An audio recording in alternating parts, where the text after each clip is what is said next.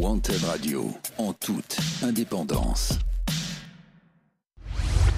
Comment tu t'appelles par les temps qui courent? L'interview exclusive de Wanted Radio. Exclusive. Bonjour à tous et bienvenue sur Wanted Radio. Aujourd'hui, je reçois l'écrivain et le poète Pierre Nicolas, ou Maud du Marquis sur Instagram. Il vient présenter aujourd'hui son livre « Mémoires en roue libre ». Bonjour Pierre Nicolas. Bonjour Samuel, merci pour l'invitation. Comment tu vas? Je vais très bien et toi? Ça va, ça va. On te voit beaucoup dans les médias en ce moment pour présenter ton bouquin qui parle en fait de motivation pour entreprendre. Oui, il y a un peu de ça, c'est vrai.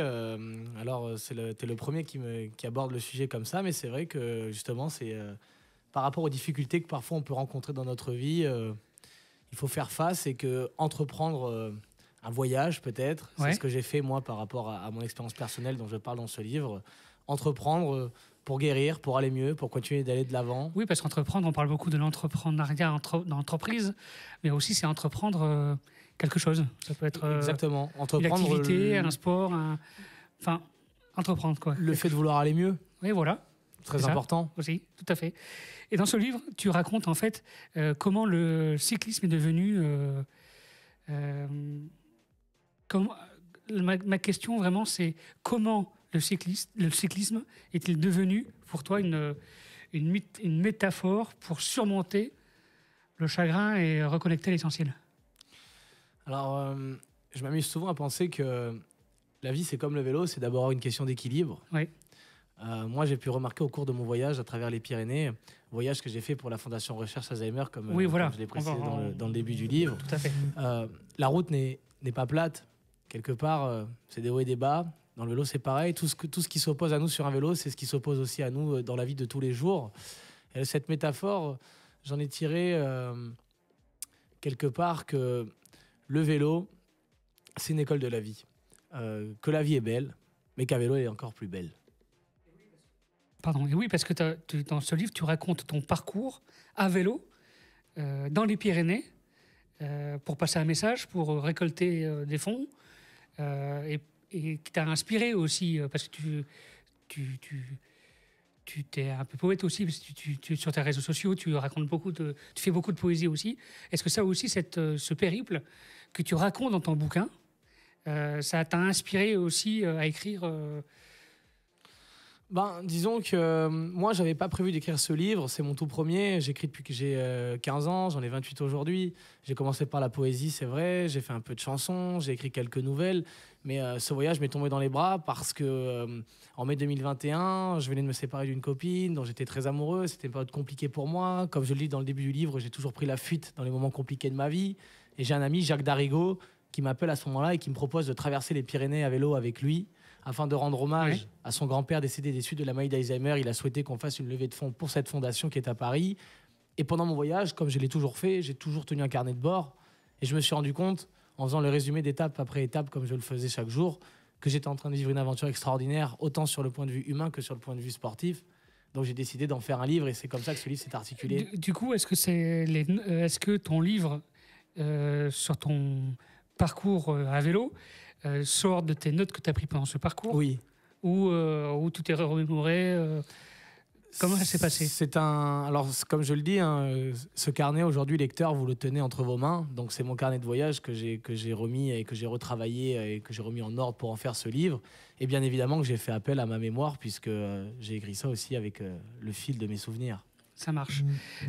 En quoi ce périple que tu as fait en vélo a-t-il influencé ta compréhension de la mémoire et de la résilience? Alors, c'est une super bonne question. Déjà, je dois un peu cette prise de conscience à la Fondation Recherche Alzheimer, puisque j'ai eu la chance de visiter l'Institut du cerveau. La préface est rédigée par le président fondateur de la Fondation Recherche Alzheimer. Donc, j'ai eu de longues discussions au sujet de la mémoire et de l'importance de se souvenir. Et j'ai même fait un peu de sensibilisation autour de la maladie d'Alzheimer. C'est important de se souvenir de qui nous sommes. La mémoire, c'est ce qui permet chaque jour de nous améliorer. C'est une question d'apprentissage aussi. Et puis, la maladie d'Alzheimer, on n'est tous pas forcément à l'abri. Un jour ou l'autre, on peut être frappé par cette maladie. Moi, j'assiste en ce moment même à la désintégration, comme j'ai l'habitude de le dire, à la mémoire de mes deux grands-mères. Donc ça a été une prise de conscience. Et puis, non, la mémoire, il faut la protéger plus que jamais. Donc écrire ce livre, et en plus pour cette fondation, c'est quelque chose qui me tenait à cœur. Alors, peux-tu me parler de ton expérience de sensibilisation de la maladie d'Alzheimer pendant ce voyage? Alors pendant ce voyage, moi, j'ai pas vraiment eu de sensibilisation justement au sujet de la maladie d'Alzheimer. C'est surtout en fréquentant les personnes de la Fondation de recherche Alzheimer que j'ai eu accès à des cours entre guillemets de sensibilisation, notamment Olivier de la Doucette qui m'a expliqué 2-3 choses. J'ai assisté aussi à certains meetings qu'organise la Fondation. D'ailleurs, il y en a eu un à Bordeaux, c'était super. Donc là, voilà, j'ai eu accès à la sensibilisation, à la protection, à tout ce qu'on peut mettre en place. Mais pendant le voyage, non, on n'était pas en lien avec la maladie d'Alzheimer. Ok, enfin, avec la Fondation, pardon. Ok. Comment décrirais-tu le rôle de l'écriture dans ce processus de partage de ton expérience? L'écriture, c'est une façon de laisser une trace. C'est aussi une façon de mettre les souvenirs à l'abri. Car on parlait de la maladie d'Alzheimer il y a quelques secondes. Peut-être que nos souvenirs sont davantage à l'abri, écrits noir sur blanc, que dans notre propre mémoire, justement. Parce que la maladie d'Alzheimer, peut-être qu'elle nous guette. Et puis l'écriture aussi, c'est une façon de pouvoir se débarrasser de tout ce qui nous encombre. L'écriture, c'est d'abord thérapeutique. Je pense qu'on commence à écrire parce qu'on a besoin d'écrire, pas parce qu'on a envie d'écrire. Parce qu'on a besoin de vouloir aller mieux, de se purger, de se purifier l'âme. Quelque part, moi, l'écriture, c'est arrivé comme ça. Donc ce voyage, à la base, je le faisais pour ça. Et l'écriture est arrivée au second plan. Ok. Tu as des contacts toujours avec la Fondation avec lequel tu as travaillé sur ce projet? Oui, beaucoup, parce qu'on est en train justement de mettre en place quelques salons justement où ils vont faire eux de la sensibilisation sur la maladie d'Alzheimer. Mais moi, je vais venir pour parler de mon livre, parler de mon projet, faire des séances dédicaces avec eux. Donc, on est parti pour un an de projet ensemble. Trop bien, trop bien. Donc, est-ce qu'il y a une partie des fonds de ton livre qui revoit vers la Fondation? On peut rappeler peut-être leur adresse mail, enfin s'ils ont une adresse internet peut-être? Je ne l'ai pas, c'est Fondation Recherche Alzheimer. Ils sont basés à la Pitié-Salpêtrière à Paris, dans le 13e. Voilà. Et oui, pour répondre à ta question, il y a une partie des fonds qui sont reversés à la Fondation Recherche Alzheimer. Ok. Comment tu sens ton livre? Il est sorti il n'y a pas longtemps. Il est sorti il y a le 6 avril, donc il y a un peu plus d'un mois. Plus d'un mois. Est-ce que tu es content déjà des résultats de vente ou pas? Je suis agréablement surpris. Ouais. Je ne m'attendais pas du tout à vivre ce que je suis en train de vivre aujourd'hui. Parce que tu es édité par une maison d'édition. Oui. Et c'est distribué dans beaucoup d'endroits. Je suis édité par les éditions Kern, qui sont basées à Morlas, à côté de Pau. Et oui, je suis diffusé partout en France. Si quelqu'un veut mon livre à Paris, il va dans une librairie, il peut le commander. Pas sûr qu'il y soit, mais en tout cas, il pourra le commander. Mais sinon, dans toute la région Nouvelle-Aquitaine, mon livre est en librairie. On peut le commander partout, sur Amazon, Fnac. Ça marche. Est-ce que, alors, en quoi ton expérience personnelle peut-elle inspirer d'autres personnes confrontées à des défis similaires? Eh bien, en écrivant ce livre, je voulais montrer à ceux qui vont me lire ou ceux qui m'ont lu que dans la vie, rien n'est grave, que tout passe, que le merveilleux est là, que la beauté est là, que la poésie est là, que les choses viennent et s'en vont. Donc, par contre, ce qui est important, c'est de vouloir aller mieux, c'est de se protéger, c'est parfois se recentrer sur soi-même, et aller de l'avant quoi qu'il arrive. Ça marche. Pourquoi avoir choisi le vélo comme source d'aide, de parcours, d'écriture? Parce que quand même, même si cette histoire, ton livre, parle de sujet de la mémoire, pourquoi avoir choisi le vélo comme matériel d'expérience? Le vélo, c'est tout simplement que j'en fais déjà depuis que j'ai l'âge de 15 ans. Donc j'ai été coureur, amateur, j'ai toujours fait du vélo. Pour moi, le vélo, c'est un peu une machine à remonter le temps, c'est un souvenir d'enfance. Comme je te l'ai dit tout à l'heure, c'est pas moi qui suis à l'origine de ce choix pour ce voyage, c'est un ami qui m'a appelé et qui m'a proposé de me joindre à lui.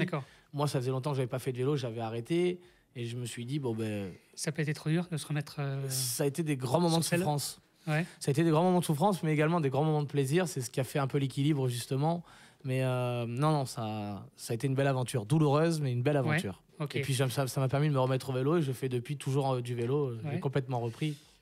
Est-ce que cette expérience et ce bouquin t'a donné des idées pour l'avenir de création? Oui. Alors, je suis déjà sur un prochain livre. Bon, je ne partirai pas sur encore un recueil, un récit de voyage à vélo, D'accord. etc. Non. Mais oui, pour la suite, ça m'a déjà donné pas mal d'idées. Et puis, j'ai plein de projets qui arrivent dont je n'avais pas prévu. Et Ouais, c'est en qui se train de présentent. donc c'est génial. Ok. Donc, c'est génial. C'est une superbe aventure. Ça marche. On peut te retrouver sur les réseaux sociaux, sur Instagram notamment, où tu t'es lancé il y a peu dans la poésie, où tu récites, enfin je sais pas si c'est le récit, tu as écrit, tu récites de la poésie. Comment t'es venue aussi cette idée-là? Alors, cette idée de faire de la poésie de rue, entre guillemets, elle m'est venue d'une envie que j'avais depuis longtemps d'incarner mes textes. Écrire, j'adore ça, mais je voulais aussi peut-être mettre en avant, les théâtraliser. Ouais. Et le but aussi de tout ça, c'était un peu de démocratiser la poésie, de la rendre accessible à tout le monde, parce que tout le monde ne prend pas le temps de lire, tout le monde n'a pas forcément envie de lire. Donc c'était une façon de rendre la poésie accessible et de la mettre dans la rue, comme je le fais. Ça marche. Ça m'amuse, ça me plaît, Ouais. et en plus de ça, ça plaît aux autres. Ouais, et Donc, puis sur les réseaux sociaux, ça marche bien quand même. Ouais, ça fait son petit trou petit à petit, donc je suis Ouais. content. Ouais. Ça marche. C'était pas le but premier, je suis moi-même surpris, mais maintenant que ça marche, Ouais. je vais faire en sorte que ça continue. C'est ça. Bien, avant de terminer cette interview, pour que nos auditeurs puissent te retrouver, te suivre et pourquoi pas même commander ton bouquin, où est-ce qu'on peut te trouver justement sur les réseaux? Sur Instagram, Mot du Marquis, TikTok, Mot du Marquis, Facebook, Pierre-Nicolas Marquis, YouTube, j'ai ma chaîne aussi qui est fraîchement montée, Mot du Marquis. Ouais. Bien, et donc le bouquin Mémoire en roue libre, Exactement.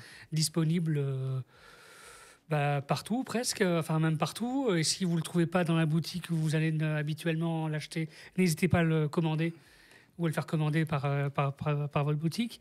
Est-ce que tu as un rendez-vous que tu as donné à tes followers, par exemple, ou à tes lecteurs? Est-ce que tu vas des fois faire des dédicaces? Alors, j'ai quelques dédicaces prévues qui vont arriver. J'en ai une le 24 mai au Pavé dans la Marge à Bordeaux, qui est une librairie basée vers Mérignac. Et puis après, j'en ai un peu partout là, qui vont s'étendre dans le sud de la France, Perpignan. Ouais. Et on Donc va pour nos descendre. amis les auditeurs bordelais, si vous êtes dans le coin à cette date-là, n'hésitez pas à rencontrer Maud du Marquis pour acquérir le bouquin même et échanger avec l'écrivain. Ça fait toujours plaisir de rencontrer les personnes qu'on lit. Voilà, en tout cas pour le lecteur. Merci, en tout cas, d'être venu sur Wanted Radio pour répondre à mes questions Merci à toi. et pour nous Samuel. faire partager ton histoire qu'on a évoquée sur cette petite interview, mais qui est à lire plus profondément dans Mémoire en roue libre. Merci, à très bientôt, j'espère. Merci à toi et puis avec grand plaisir, je reviendrai. Quant à nous, chers auditeurs, on se retrouve très bientôt en direct sur Wanted Radio. Wanted Radio, en toute indépendance.